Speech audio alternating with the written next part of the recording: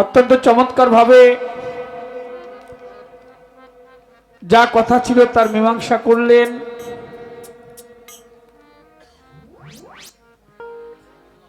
দুটি প্রশ্ন পয়েন্ট আমার কাছে রাখলেন।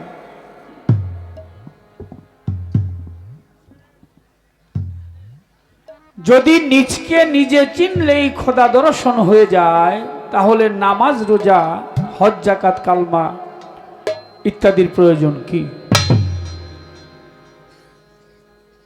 রাসূল আকরাম সাল্লাল্লাহু আলাইহি ওয়াসাল্লাম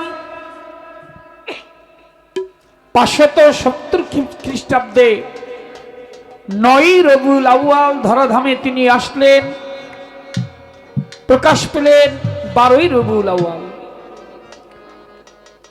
2.5 দিন মতান্তরে 3 দিন তিনি আসমানি খেলায় মত্ত ছিলেন।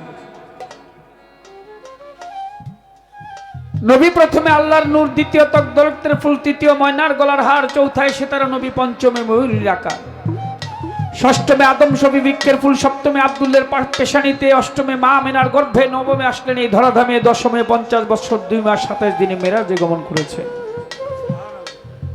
মেরাজে গিয়ে তিনি নামাজ এবং রোজা নিয়ে আসলেন। এই যে নামাজ রোজা আল্লাহ পাক দিতে চেয়েছিলেন বেশি, 50 ওয়াক্ত নামাজ দিয়েছিলেন আর 11 মাস রোজা দিয়েছিলেন।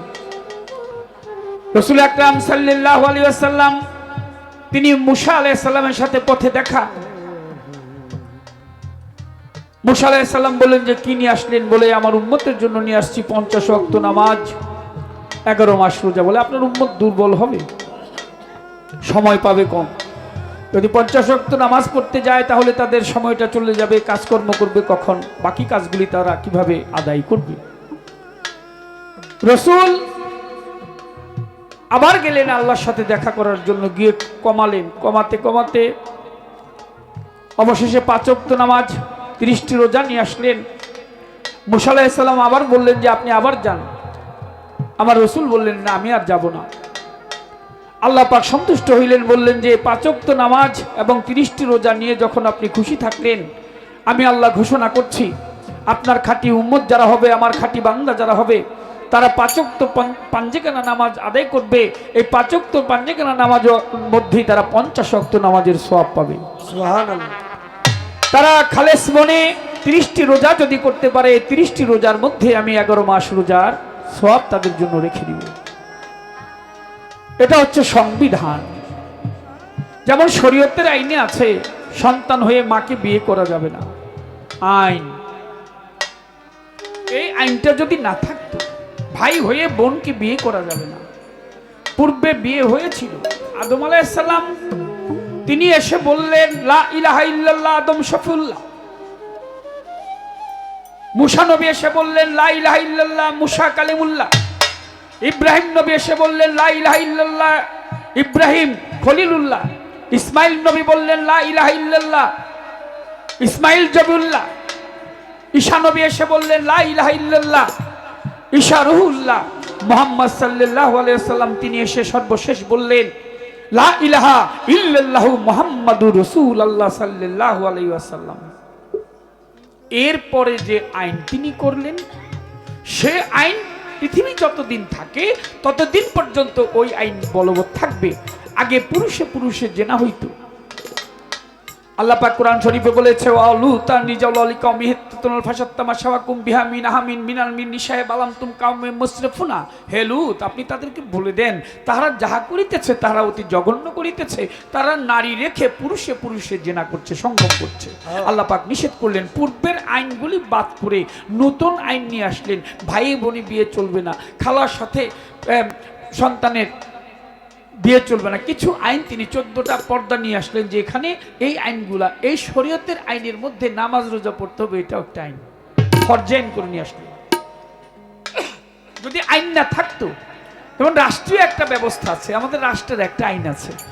আপনি যদি মানুষ হয়ে আরেক মানুষকে হত্যা করেন, আপনার জন্য কিন্তু আবার সেই হত্যা অপেক্ষা করছে, আপনার মৃত্যুদণ্ড হবে আপনি জেনে শুনে যদি অপরাধ করেন। অতএব শরীয়তের আইন রাসূল সাল্লাল্লাহু আলাইহি ওয়াসাল্লাম তিনি আল্লাহর কাছ থেকে নিয়ে আসলেন।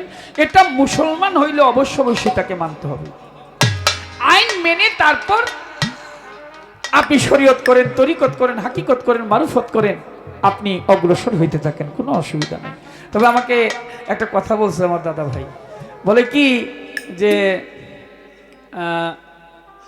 আমরা দুজন গান করব, ঠিক আছে, তা আমরা ভাই ভাই না থাকলাম কিন্তু বন্ধুত্ব থাকবে। আমি বন্ধুত্ব সারা জীবন রাখতে পারবো, আপনি কতক্ষণ রাখতে পারবেন এইটা আমি টেনশন আছি। বন্ধু মুখে মুখে বলা যায়, সহজে বন্ধু হওয়া যায় না। মুখে মুখে বলতে পারবো বন্ধুত্ব হয়ে গেলাম, কিন্তু এটা রাখা বড় কঠিন ব্যাপার। কেন? কথা বলতে বলতে আমি তাকে প্রশ্ন করেছিলাম, আপনি বলেন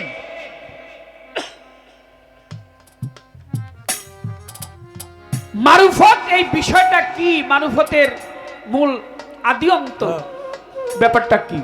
উনি উত্তর দিতে গিয়ে চমৎকার উত্তর দিয়েছে। এর মাঝে তিনি বললেন যে মারুফত হচ্ছে রূহ, আত্মা। আত্মা এটা দেখা যায়, মারুফত দেখা যায়, কাউকে দেখানো যায় না।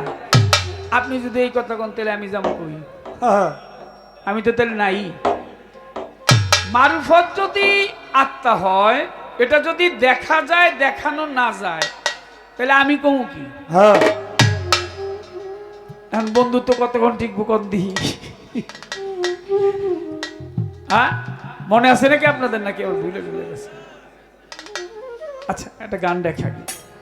রবি বিশ্বের লাগিয়া এদের তো চাহিয়া শান্তি সুধা ইসলাম, নবী আমার এদের তো চাহিয়া শান্তি সুধা ইসলাম, নবী আমার বিশ্বের লাগিয়া এদের তো চাহিয়া শান্তি সুধা ইসলাম।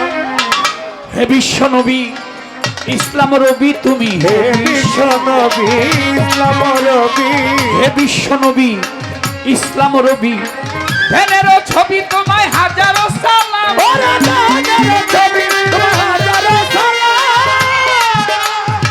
ধ্যানেরও ছবি তোমায় হাজারো সালাম, তুমি পাঠ করো একরা কাতিল হে, ওরে পাঠ করো একরা কাতিল হেরা, তুমি পাঠ করো একরা কাতিল হেরা, অন্তর ছেড়ায় আমার প্রভুর কালাম, নবী বিশ্বের লাগিয়া এনে চটনিয়া শান্তি সুধা ইসলাম, নবী আমার বিশ্বের লাগিয়া এনে চটনিয়া শান্তি সুধা ইসলাম।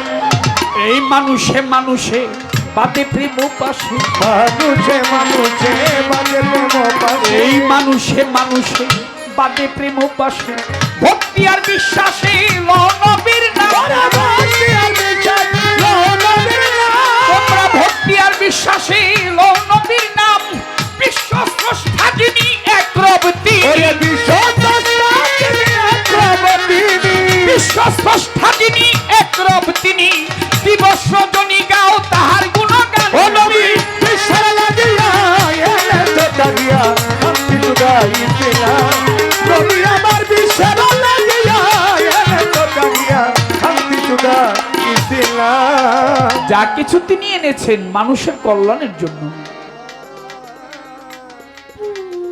আইন যদি না থাকে, মানুষে মানুষে যে প্রেম বসে আছে একজনের পাশে আরেকজন, একজন হয়তো জানেই নেই লোকটার বাড়ি কোথায়, তবু বসে আছে, এটা রসুলের আদর্শ, এটাই প্রেম।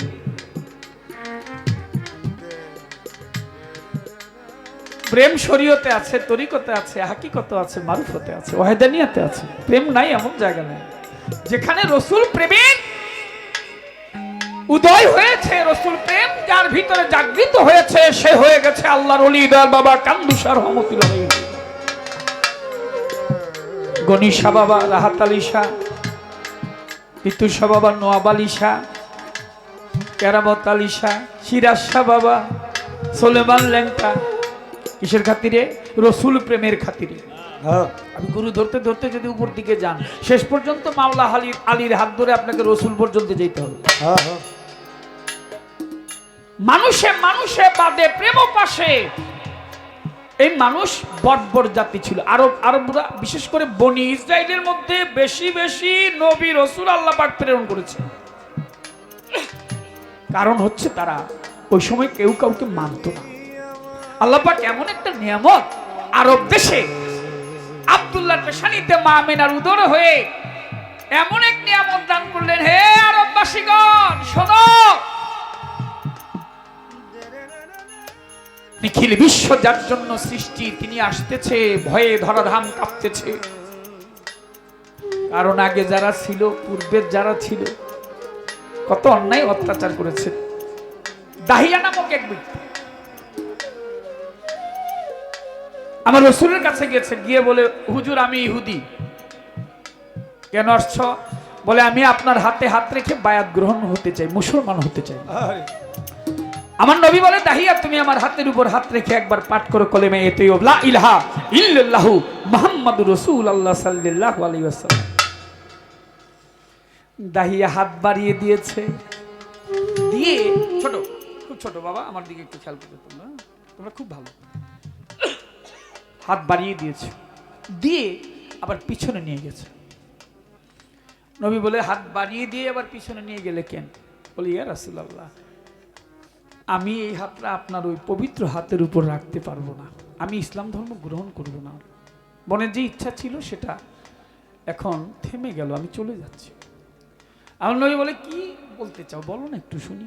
বলে, ইয়া রাসূলুল্লাহ, আমার এই হাত দিয়ে আমার জীবন্ত অবস্থায় আমার জীবনে আমার যতগুলি মেয়ে হয়েছে আমি সবাইকে জ্যান্ত মাটির মধ্যে পুঁতে ফেলেছি কিংবা গলা টিপে হত্যা করেছি। এই কদিন আগেই আমার স্ত্রী গর্ভবতী হয়েছে, স্ত্রীকে ডাক দিয়ে বললাম, তুমি গর্ভবতী হয়েছে, গর্ভ থেকে আমি বাণিজ্যে যাচ্ছি, যদি পুত্র সন্তান হয় তাকে জীবিত রাখবে, কন্যা সন্তান হইলে অবশ্যই তুমি তাকে গলা টিপে হত্যা করবে। রাসূল, আমি চলে গেলাম বাণিজ্যে, বাণিজ্য থেকে যখন আসছি আইসা দেখে আমার আবার কন্যা সন্তান হয়েছে। স্ত্রীর মুখটা মলিন, তাকে ডাক দিয়ে বললাম, কই সন্তান কই? সে বলল, স্বামী আবারও তো মেয়ে সন্তান হয়েছে। আমি রাগান্বিত হয়ে কন্যা সন্তানকে গলা টিপে হত্যা করব। ঘরে ঢুকলাম, ঘরে ঢুকে যখন ওই ছোট্ট মেয়েটির দিকে তাকিয়েছি, ওর ওই ছোট্ট চেহারাটা, মায়াবী চেহারাটা দেখে অন্যান্য মেয়ের চাইতে এই মেয়েটা একটু সুন্দর বেশি, ডাগর ডাগর চোখ, দেখলে মায়া লাগে। ওই মায়ায় পড়ে আমি তাকে হত্যা করতে পারলাম না, ভাবলাম কদিন পরে মারব। চলে আসলাম, কিছুদিন চলে গেল, মেয়েটাই একটু বড় হয়েছে, ভাবলাম এখন মারার সময় হয়েছে, মারবই আমি তারে। তাই তো তাকে ডাক দিয়ে নিয়ে গেলাম ঘরের পিছনে নিয়ে গেলাম, ওকে গলা টিপে হত্যা করব। আমি হাত বাড়িয়ে দিয়েছি গলার দিকে, যখন কাছাকাছি হাতটা নিয়েছি, ও ছোট্ট মুখ দিয়ে একটা কথা বলতে পারে, আমাকে বলে উঠলো, বাবা। ও বাবা, ও যখন ছোট্ট মুখ দিয়ে আমাকে বাবা বললো, আমি ভুলে গেলাম ওকে যে মারবো। সময় চলে গেল, মারতে পারলাম না। বাবা ডাক শুনে আমি চলে আসলাম, ভাবলাম আরো কদিন পরে মারবো। আর একটু বড় হয়েছে, এখন অনেকটাই বুঝে। একদিন বললাম, তোমার নানার বাড়িতে যাব, বেড়াইবার জন্য কাপড় চোপড় পরে তুমি তৈয়ার হও। বলতেছি তোমারে, মেয়ে আমার কথা শুনে নানার বাড়ি আনন্দ অন্তরে, মেয়েটা আনন্দ পেয়েছে। নানার বাড়ির কথা শুনলে আগে খুব আনন্দ পেতাম আমরা সবাই, এখন তো খুব কাছে হয়ে গেছে পৃথিবী, মায়া কমে গেছে।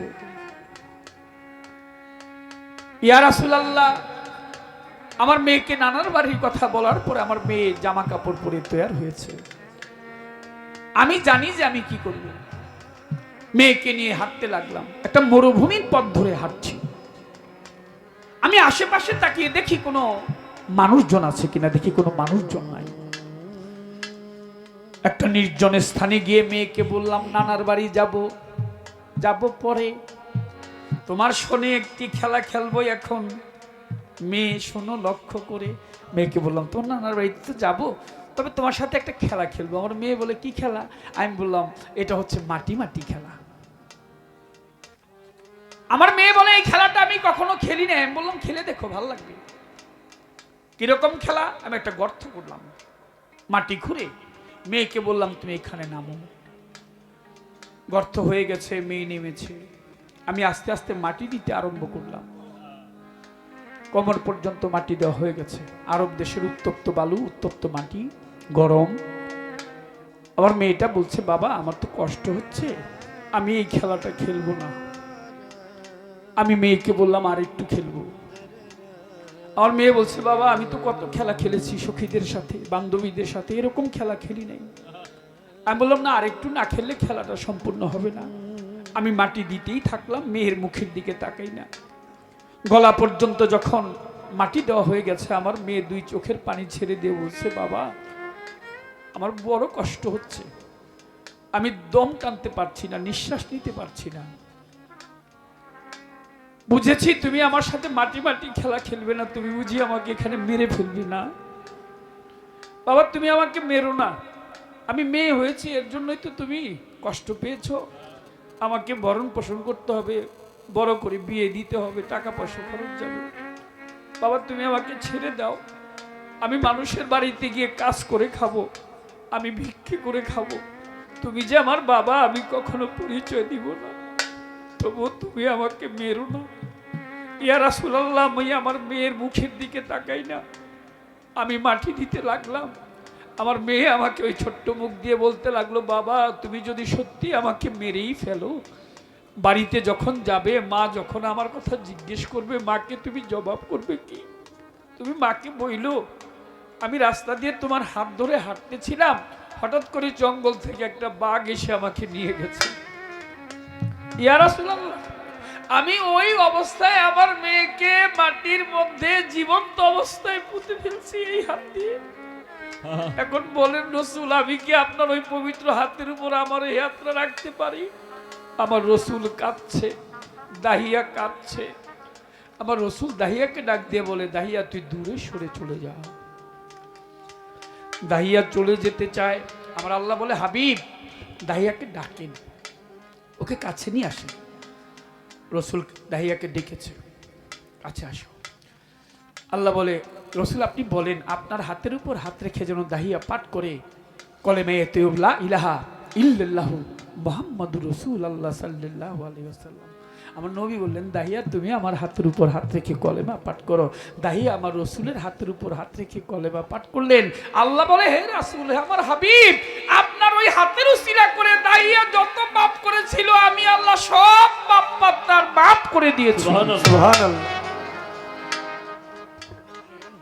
এর জন্যই আসছে তিনি এই আইন নিয়ে।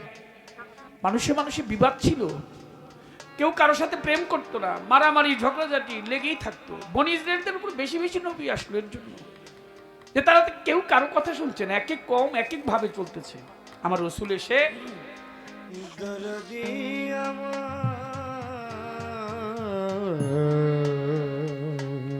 বলল, তোমরা খবরদার ইহা থেকে বিরত থাকো, তোমরা ন্যায় পথে আসো, সৎ পথে চলো। মেয়ে তো এখন বাংলাদেশের প্রধানমন্ত্রী নারী, স্পিকার নারী, major general, brigadier, police super, অনেক বড় বড় অফিসার আছে।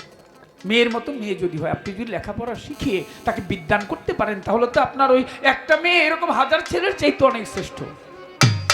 মেয়ে হইলে মনে কষ্ট নেবেন না, মনে রাখবেন একটা মেয়ে যেন আপনার জন্য একটা জান্নাত। আমার রসুল বলছে, তোমার যদি একটা মেয়ে হয় একটা জান্নাত, দুইটা মেয়ে হইলে তোমার জন্য দুইটা জান্নাত, তিনটা মেয়ে হইলে তিনটা জান্নাত।